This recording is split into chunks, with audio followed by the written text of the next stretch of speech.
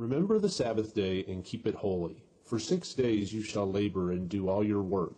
But the seventh day is the Sabbath to the Lord your God. You shall not do any work. God has commanded that no one will work on the Sabbath day. But let's look at reality in America. Walmart is open on the Sabbath, and so is Target. Best Buy is open on the Sabbath, and so is Circuit City. Home Depot is open on the Sabbath, and so is Lowe's. In fact, millions of businesses in America have employees working on the Sabbath. So this is a clear-cut situation. God has told us not to work, yet we work. What should we do with everyone who breaks the fourth commandment?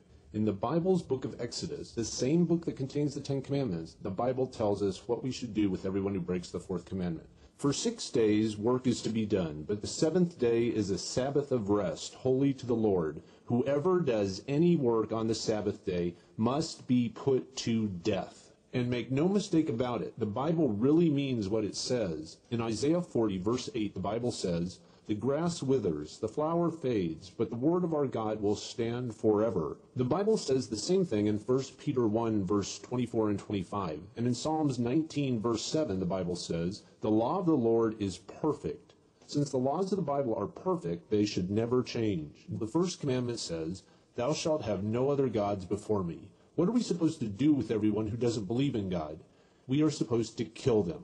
Deuteronomy chapter 17 says, "Take the man or woman who has done this evil deed to your city gate and stone that person to death." Deuteronomy chapter 13 says that if a town doesn't believe in God, you must attack that town and completely destroy all its inhabitants, as well as all the livestock. And Leviticus chapter 24 says, "Anyone who blasphemes the name of the Lord must be put to death.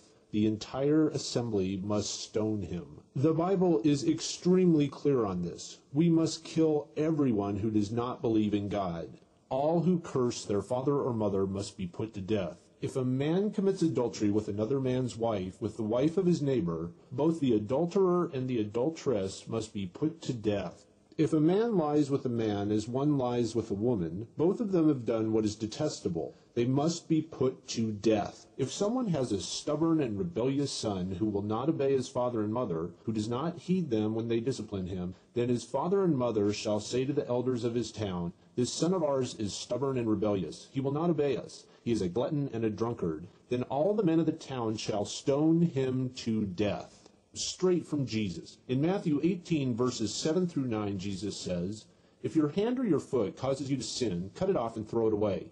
It is better for you to enter life maimed or crippled than to have 2 hands or 2 feet and to be thrown into eternal fire. And if your eye causes you to sin, gouge it out and throw it away."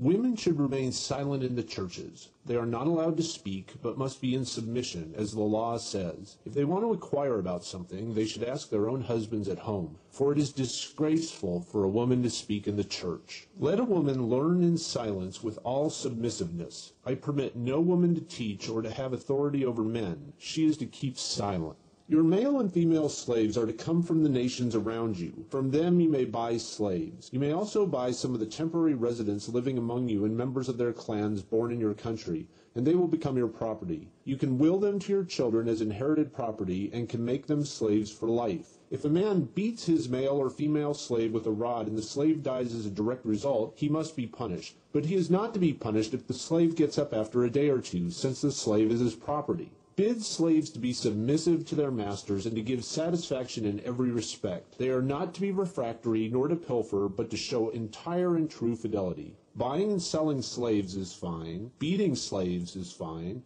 Slaves are to show entire and true fidelity. Anyone who is captured will be run through with a sword. Their little children will be dashed to death right before their eyes.